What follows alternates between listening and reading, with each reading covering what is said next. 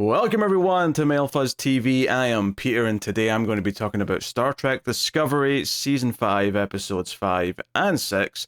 They're called Mirrors and Whistlespeak, respectively. So, spoilers for the episodes, and yeah, I'm back to Star Trek Discovery. I've been putting this off for weeks. I did episode 4, I intended to get into the next one relatively quickly, and I just kept having other things to do, more interesting shows to watch, but I do want to finish it. We're at the point now where episode 9 is airing later this week, and 10's the finale, and I'm like, I've got 6 episodes left. Overall, I need to get them done, so I watched 2 episodes back to back. Well, I had a bit of a break in the middle. Like, I went for a walk, did some meditation, tried to calm myself down a little bit, and I watched the second. I'm kidding. But yeah, like I'm not looking forward to watching this show, which is why it's been more of a chore to get through. But I want to see it to the end for whatever stupid reason I have. So, episode 5, and one of the benefits of bundling two together is I don't have to talk about either one as much. Because honestly, one of the concerning elements was, as I was watching this, was thinking, man, I don't know if I've got a lot to say about either of these episodes. I don't think I've got a ton to say about the show in general at this point. So I think bundling some episodes together and just kind of rapid fire maybe like the main points of the episode and just any feelings I may have, if any. So Mirrors is basically about a confrontation with Locke and Mal, which also lends to a series of flashbacks showing how they first became a couple. And they're on the run from Locke's race because he was a part of them. He was this security officer. She was this like not smuggler but like courier, and they ended up falling for each other, and we see some of that play out. The scenes are well enough performed. I did feel like these flashbacks still felt a little bit limited, and they were always in the same location. And I get that they always interacted whenever she was dropping off a shipment, and he was always there as kind of the customs guy, effectively. So it made sense they were in the same location, but it felt like really repetitive to always go back to that same place. That said, though, I think the performers did a decent job with the material. There was enough feeling in the flashbacks, by and large. The main thing here, though, is that this encounter between Locke and Mal and Michael and Book is on the ISS Enterprise, which is the mirror universe version of the Enterprise. Obviously, from a practical standpoint, this is just a set from Strange New Worlds that's been, dressed differently. But somehow this has ended up in this weird, like, pocket dimension beyond this, like, hidden wormhole. And this is where the next clue is. Our MacGuffin Easter egg hunt continues. And it's Michael and Book going in to try and retrieve it. The idea being that because he has kind of a connection to Mal, maybe he'll be able to talk her down. That doesn't quite seem to be the case, although by the end of the episode, she does at least kind of elect to not shoot him when she could have had the chance. There's a lot of like standoff moments here, a lot of them pointing their phasers at each other and tensions being high. The big dramatic part of the episode is when Michael and Mal get trapped in the med bay area. So Book and Locke gets trapped with Michael, and Book and Mal have to kind of work together to try and figure out how to save them, and then they also have to figure a way out of the wormhole safely because the hole's not big enough for a starship. So Discovery has to, on the other side, because they went in a shuttle, so Discovery has to open it up with some fancy mumbo jumbo. Seriously, there's like a 2-minute period where they're explaining what they're going to do to open the giant butthole in space, and it made me think of a butthole. It was kind of like contracting and expanding, but it kind of felt like a big space butthole. That's the cutting edge analysis that you come to me for, and I am. I mean, at this point, it's kind of weird because I feel like they're doing kind of like a greatest hits tour here, where both of these episodes and the previous one, the time sort of bubble episode, they've all had kind of a repetitive format in the sense that they're all teaming Michael with one other character. It was Michael and Rayner in the time bubble episode. This episode, episode 5, is her and Book. Episode 6 is her and Tilly. And it's just kind of this idea of like we're doing different pairings to have them have moments with each other, reminiscing about their friendship, relationship, whatever it may be. Same with Tilly in episode 6. This one calls back to the Mirror Universe stuff because that played a big role in the early seasons, so they wanted to bring that up again. We even find out there was a happy ending where, what's his face? Big Saru, that's the one. Saru on the other universe actually led like a kind of uprising of sorts, and they all kind of escaped into the main universe and found refuge at some point in the past 1,000 years. So I mean, like they try and wrap some things up that way, and that's all fine. In episode 6, Whistlespeak does kind of another sort of classic Star Trek trope. So along with it being the Michael Tilly bonding episode, it's also the episode where, okay, we're going to a civilization where they don't have really any technology, really, never mind warp drives. So it's a prime directive episode. So we have to get in and get this next clue. It's still the egg hunt. It's still chasing for the next part of the puzzle, the MacGuffin. But they have to go in and pretend to sort of like fit into this planet of people, which is like basically a planet that's like Dune or something, where it's mostly uninhabitable and just dust storms everywhere, and there's like no water. But there's these like hidden like terraforming style things inside these artificial mountains, which were put there a long time ago by the scientists that had something to do with the whole backstory to what we're doing, and it creates like a sort of area where there's rain, where it's sustainable, where there's life. But we find out later in the episode that there was like 5 of these things, and most of them have failed because the tech just needs to be maintained, right? There's nothing wrong with it. It just has to be maintained every once in a while. So Michael fixes it, and the whole big thing with this episode is like, we're maintaining the Prime Directive, and ultimately they break it by the end, which is not unheard of for Star Trek. But the idea that Tilly is part of this ritual to try and get inside the main pillar, the main tomb, if you will, because the locals believe it's like a place where they go to worship the gods, and the gods give them rains. They have all these beliefs. And thematically, that kind of fits into what's going on with Culber, because Culber's like, because ever since episode 3, where he had that kind of experience where the other person took control of his body, he's had kind of this almost spiritual awakening, and there's kind of like a running subplot through both of these episodes where he's kind of coming to terms with that. And it's episode 6 where he finally sort of admits it to Stamets, and they bond a little bit over it, and he's accepting and understanding. It felt like they were building some conflict there, actually, where Hugh was worried that Stamets would reject this idea that he's becoming a spiritual person, that's just not who he is. But Stamets just kind of smiles and is like, hey, just enjoy this sense of enlightenment. Just enjoy that you're feeling this way. He's just kind of cool with it. He doesn't say that he shares any of those feelings. He just kind of, he's supporting. And, it kind of felt like, okay, that's it. That's that. It almost felt like a neat bow here. I'm sure they may do some more stuff with this later in the season, but I wasn't feeling too much for it in these 2 episodes. Culber has a nice scene with Book at the end of episode 6 where he goes and like gives him some of his grandmother's cooking, and they kind of talk about what they've been going through, and Book kind of admitting that he misses Michael and like, or what they had once upon a time. So maybe they'll be back together by the end of the season. But back to the planet. It's called Whistlespeak because these people, they do speak normally as well, but they also have a whistle language, which they can do over like vast distances. So we have the translator like translating the whistling. When they first arrive, we hear these like dueling whistles coming from different sides of the forest. And they're kind of like, we're thirsty. Oh, great. Let's, meet up. We're going to the temple. It seems like this is like different tribes from what used to be the other good parts of the planet that have like failed because the towers there have stopped working, and they're all coming to this one last tower.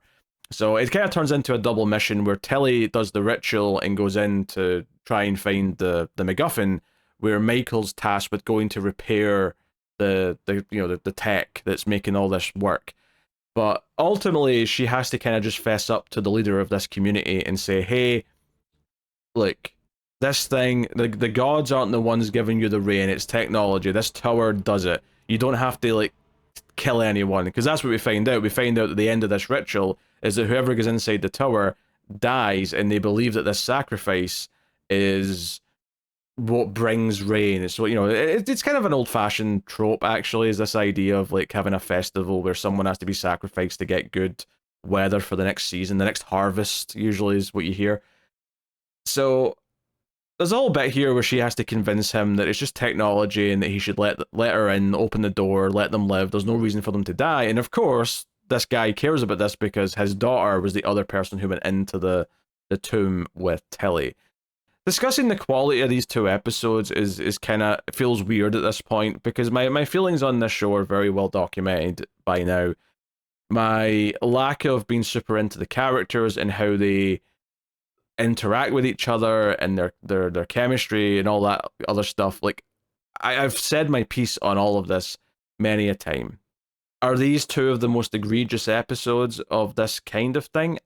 I don't know. I mean, I think some of the stuff with Locke and Maul in episode 5 is very, like, you know, very blunt and just, like, explaining things to the audience bit by bit as opposed to feeling like more of a story, which is the problem I have with some of the writing on this. And some of the writing I had problems with on Picard, to be honest. That shared a lot of these problems. In fact, if anything, it was worse. But that definitely stuck out here to me. They do this transition thing in Mirrors, actually. Episode 5, whenever they go to a flashback or come back out of a flashback, they do this thing where they go to a Dutch angle on Maul, and then, like, it'll be a Dutch angle of her in present day or vice versa, and it'll sort of go back to being, like, normal again. And I mean, it's all right as a motif, I guess, but it felt, again, given that I make fun of this show for being too over stylized for its own good with the Dutch angles and the lens flares and all the other things, it did stick out to me. It's been a little bit funny. Yeah, I mean, I think looking at these two episodes together back to back, I do feel kind of this, again, formulate quality to the season. So one part of the formula I mentioned is that we're sort of teaming Michael up with one other character. Arguably, we already did that in episode 3. You know, I only went back to 4, but, like, 3 was Culber. You know, it was Michael and Culber as a pair going to do a mission.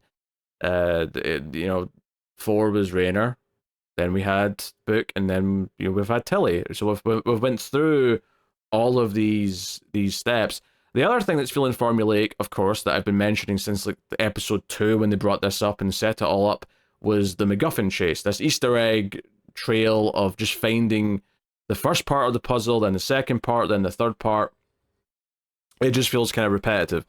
The other thing that I'm noticing as well here is the way that they kind of are alternating between Locke and Maul being a central part of the episode to just being absent for an episode. And I almost kind of chuckled at the end of episode 6 when they just said, oh, hey, the Federation have called us. They've picked up a trail in Locke and Maul, so let's go do that. And that leads us into episode 7.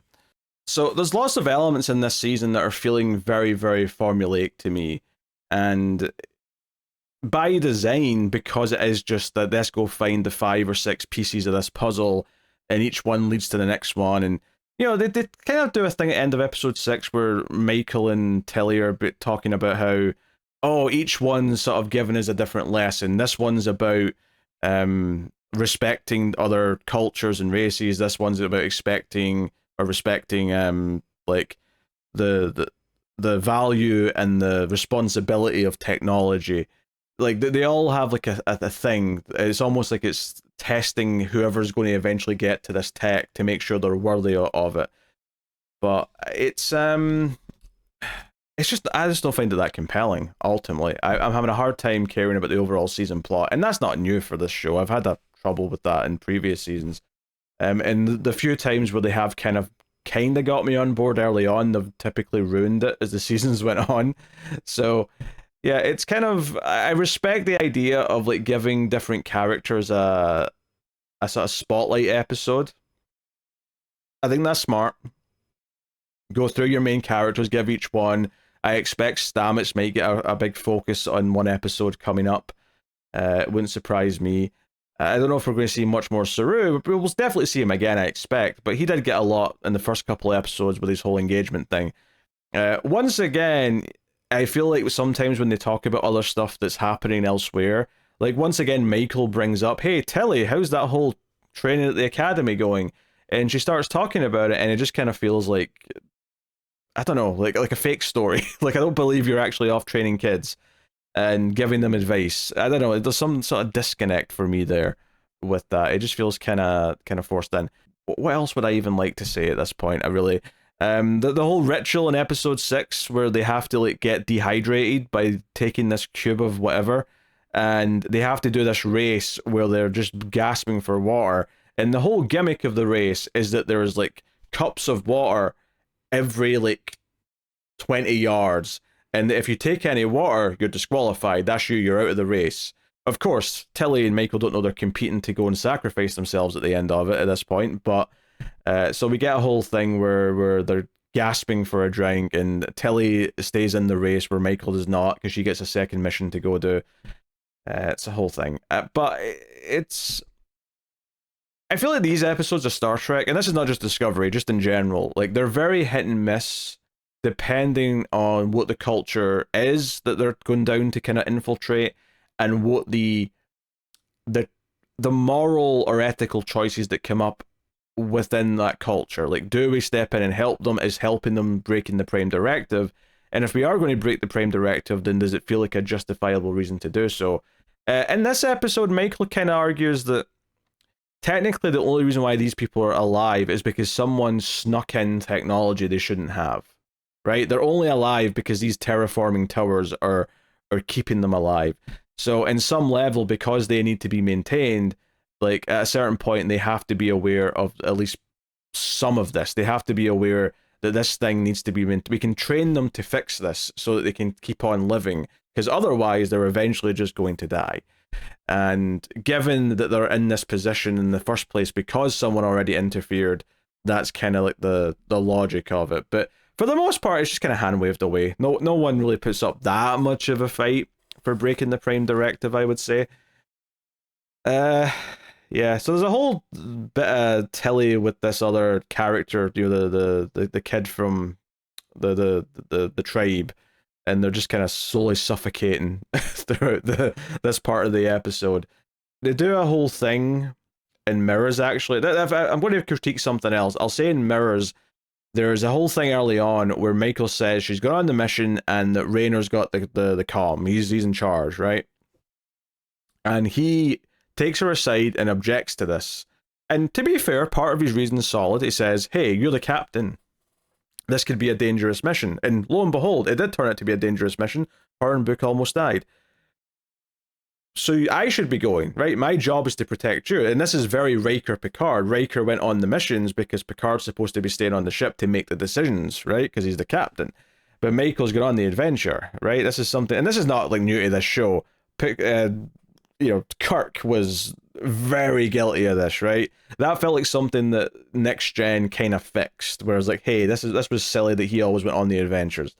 So, makes sense. But she says, hey, no, you feel uncomfortable taking charge. You've not taken the helm from a captain in a long time. And they set this up that he's feeling uncomfortable about being in command of this crew. He's not quite ready for it yet. I felt like they didn't do that much with this, right, over the course of the episode, because honestly, once we follow Michael and Book into the wormhole and then onto the Mirror Universe Enterprise, I feel like we don't even have much of a subplot back in the Discovery. It's not until they're on their way back out we really get some big scenes with them again. And at that point, it just kind of feels like we've not spent enough time with him, like going through a little subplot. I was expecting a subplot of him maybe struggling to be in command of this crew and finding his feet over the course of the episode, but it just didn't really exist. he does give Adira some pep talk and like a opportunity in the second or the sixth episode. Adira's on the bridge and does a lot of the tech stuff and figures out how to fix the terraforming thing. Raynor's there, saying, I believe in you. I put you in this position on the bridge because I believe you could do it. Now do it. So he's a bit stern about it, but he's very much encouraging Adira to be the best they can be and gets results.